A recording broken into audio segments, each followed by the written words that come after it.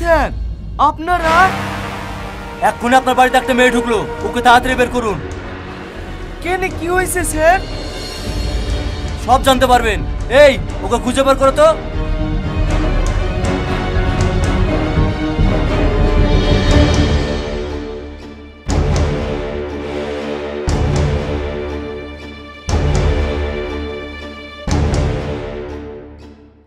ছাড়েন বলছি, ছাড়েন ছাড়েন। এই বেশি বকিসনি, চোরে গাল লাল করে দেব। যা বলছি যা। স্যার আমি তো কিছুই বুঝতে পারছি নি, একে কিসের লেগে ধরছেন? এই মেয়েটা হচ্ছে পকেট মার, একজনের মানিব্যাগ চুরি করে আপনার বাড়ি পালিয়ে আসছে। এই ওকে নিয়ে চলো। স্যার একে ছেড়ে দেন, একে ধরে নিয়ে গেলে আমার মান সম্মান সব শেষ হয়ে যাবে। একে ধরে নিয়ে গেলে আপনার কেন মান সম্মান শেষ হয়ে যাবে? কারণ এটা আমার বউ। এটা আপনার বউ?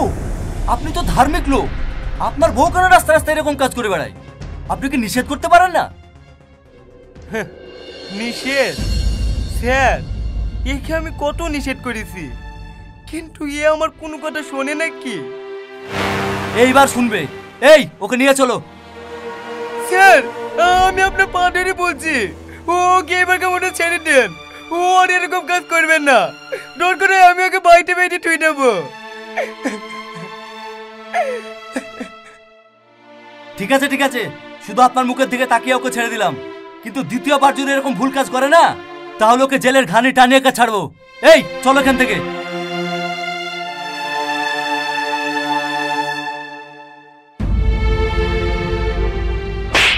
আজ পর্যন্ত কারো কাছে আমি মাথা নিচে করিনি, আজ শুধু তোমার জন্য পুলিশের কাছে আমাকে ছোট হতে হলো।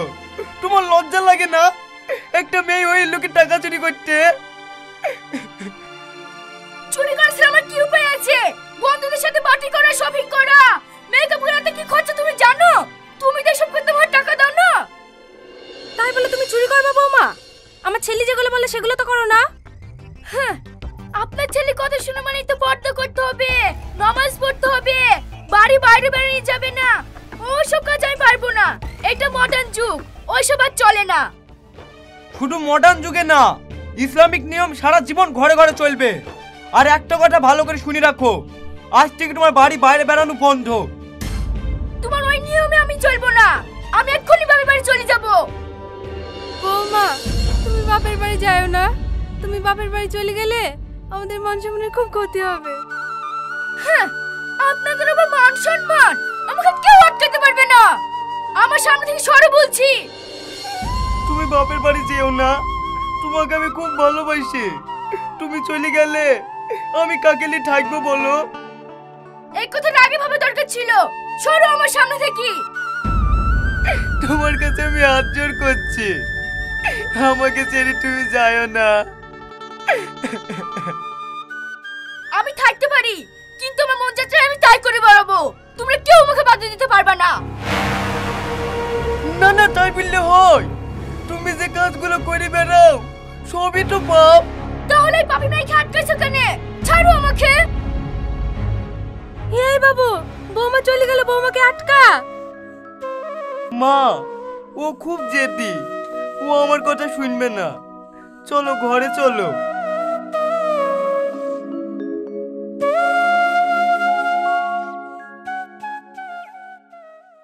দেখ মা, স্বামী স্ত্রীর মধ্যে ঝামেলা হইতেই পারে, তাই বলে তুই স্বামীর ঘর থেকে রাগ করে চলে আসবি? যা মা, তুই স্বামীর ঘরে ফিরে যা।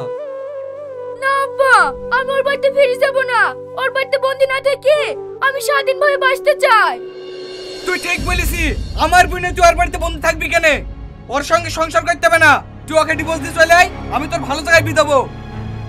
বোনটাকে ভালো বুদ্ধি না দিয়ে উল্টো পাল্টা তো বলছি। 2 বছর পরে কোন ভালো ছেলেটির সাথে বিয়ে দিবি বলতো? তাহলে তোমাকে ভাবতে হবে না, ছেলে আমাদের দেখাই আছে। ডিভোর্স দিয়ে আগে তোমরা ছেলে দেখে ফেলিছো। ছেলে দেখতে আমার বই গেল। শ্রাবণী যেমন আমার ভাইকে ভালোবাসে, আমার ভাইও শ্রাবণীকে ভালোবাসে। এই বুড়ি বৌমা এসব কি বলছে রে? হ্যাঁ, ভাবি ঠিকই বলিছে।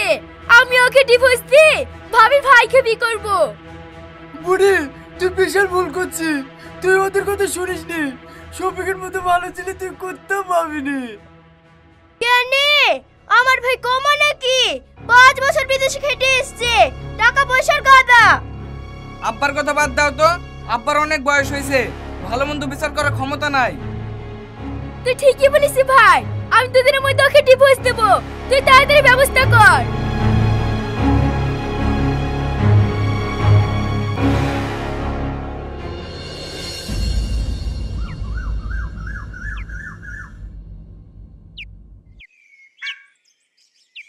কি ব্যাপার মোড়ল সাহেব, আমাকে ডেকেছেন কেনে?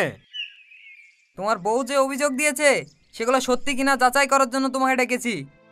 বলেন, কি অভিযোগ দিয়েছে?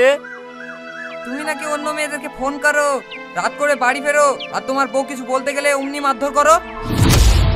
না না প্রধান সাহেব, আমি নমাজ পড়ি, বাড়ি এসে আর বাইরে বেড়াইনি। ওসব মিথ্যে কথা বলছে প্রধান সাহেব, ও ঠিক মতন বাড়িতেই আসে না। শ্রাবণী, তুমি আমাকে যা খুশি তাই বলো, কিন্তু আমার নামে মিথ্যা অপবাদ দিও না। কোনটা সত্য কোনটা মিথ্যা সেটা আমি জানতে চাইনি, তুমি এখন কি করবে তাই বলো। আমি আবার কি করব? আমার বোন নিয়ে আমি সংসার করব। না, আমি ওই চৈতন্য লোকের সাথে সংসার করতে পারবো না। ও আমাকে 10 লাখ টাকা দেখ, আমি নিজে থেকে ওকে ডিভোর্স দিয়ে চলে যাব। বৌমা, তুমি আমার ছেলেকে চৈত্রন বললি? আমার ছেলের মতো ছেলে এই গ্রামে একটাও নাই। অতই যদি তোমার ভালো ছেলে হয়, বউয়ের ডিভোর্স দিবে বলছে কেন? আমি কিছু জানিনি, ও কেন যে ওকে ডিভোর্স দেবো বলছে। আপনাকে কিচ্ছু বুঝতে হবে না, মেয়ে যে 10 লাখ টাকার বিনিময়ে তালাক দিতে চায় এতে আমার কিছু করার নাই। এতে তোমার কিছু বলার আছে? না। এই ডিভোর্স পেপারটা দে। মা, আগে তুমি সই করো।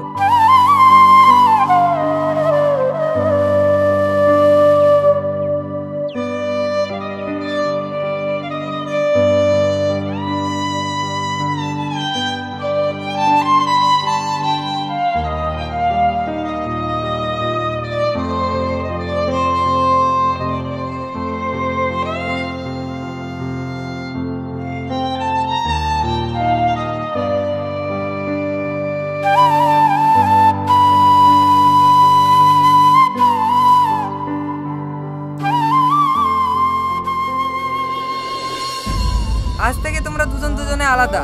মেয়েকে 10 লাখ টাকা দিয়ে দেবে, তাহলেই সব ঝামেলা মিটে যাবে। ঠিক আছে, দিয়ে দেবো।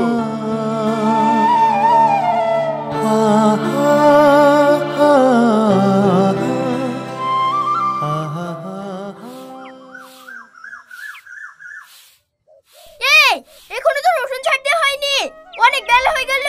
কাপড় কাচবি কখন আর খাবার বানাবি কখন? সব কাজ তো আমি করি ভাবি, আজকে শরীর খারাপ করছে বলে ঘুম থেকে উঠতে গিয়ে একটু লেট হয়ে গেছে। প্রতিদিনই তোর একই বাহানা, আজ তোর একদিন না আমার একদিন। ভাবি আমার চুল ছেড়ে দাও, ঘুম লাগছে, ছেড়ে দাও ভাবি। কি ব্যাপার, সকালবেলা এত ঝামেলা কিসের? এ দেখো তোমার বোনের মজা দেখো, সকাল থেকে এখনো ছাড় দেওয়াই হয়নি। এই তুই থাকতে আবার কাজের লোক নিতে হবে নাকি? কাল তোকে কতবার করে বলনু জুতোগুলা পালিশ করতে, তুই করিসনি কেন তাই বল। আমার মনে নাই ভাই। আবার মিথ্যে কথা বলো, এরপর যদি ঠিক মতন কাজ না করিস না গলা টিপে ধরে শেষ করে দেবো। তোমাদের কাউকে মারতে হবে না, আমার ডিভোর্স দিয়ে 10 লাখ টাকাটা দিয়ে দাও, আমি নিজেই তোমাদের বাড়ি থেকে চলে যাব। খবরদার ওই টাকার কথা বলবি নি। এই বাড়িতে এতদিন ধরে খাসি পড়ছি, সেইগুলোর কোনো হিসাব নাই না। ওই টাকা দিয়ে আমি একটা শখের গাড়ি কিনেছি, বেশি বাড়াবাড়ি করিসনি। যেভাবে আছিস সেইভাবে থাক, নাহলে গলায় ধাক্কা দিয়ে বাড়ি থেকে বের করে দেবো। এই চলো।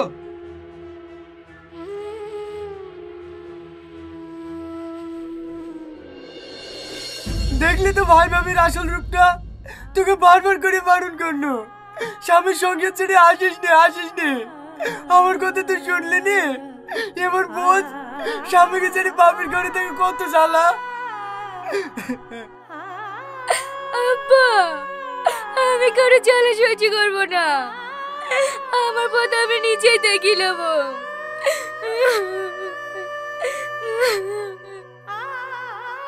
মা তুই কোথায় যাচ্ছিস? জানিস স্বামীর ঘর ছেড়ে তুই যেখানে যাস না কেন সেখানেই অপমান হবি। তাই মেয়েদের আসল ঠিকানা হলো তার স্বামীর ঘর। তুমি আর বলছো না আপা, আমি স্বামীর কাছে যাচ্ছি।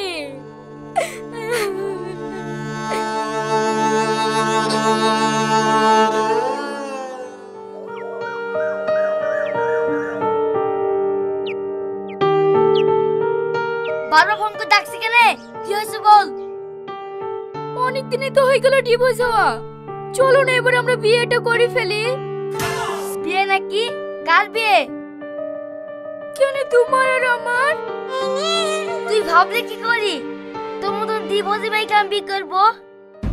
তুমি আর কি বলছো গো?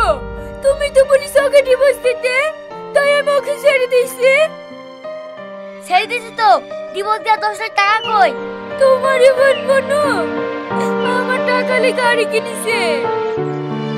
ভালো কথা, গাড়ি চলে ঘুরবে লাগা, আমি তোকে বিয়ে করবো না।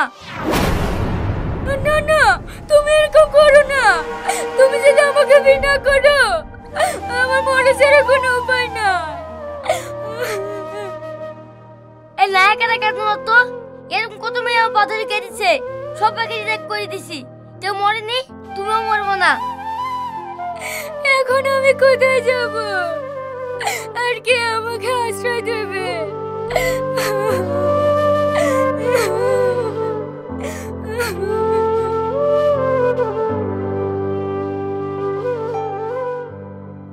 কবে তো এবারটা ঢুকবি নি, বেড়া শিগগিরি। আমি আবার কি করব ভাবি? এই ব্যানব্যানের কাজন বন্ধ করি, সারাদিন কাজ করবো, ফেলে তুই কোথায় গেছিলি তাই বল। আমি একটা বান্ধবী বাড়ি গেছিল। আবার মিথ্যে কথা। আমার একটা বন্ধু ফোন করে বললো তুই একটা ছেলের সাথে রাস্তায় গল্প করছিলি। এই কাল লাগিনি, তুই কার সাথে গল্প করতে গেছিলি তাই বল। আমি বলছি ভাবি, বলছি তোমার ভাইয়ের সাথে দেখা করতে গেছিল। তোর এত বড় স্পর্ধা, তুই আমার ভাইয়ের সাথে দেখা করতে গেছিলি? তুমি তো বলেছিলে ভাবি তোমার ভাইয়ের সাথে আমার বিয়ে দিবা।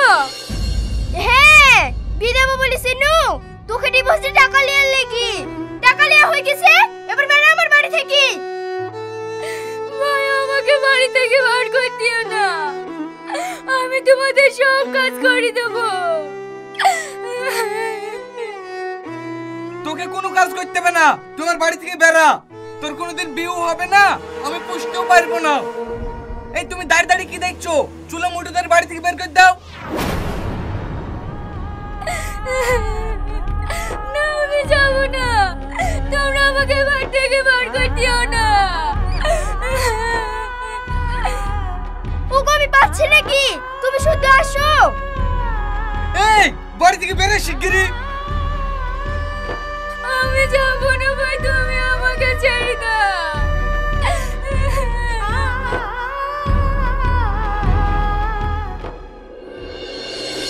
আপনারা দেখলেন তো শ্রাবণীর সুখের সংসারের কি অবস্থা হলো।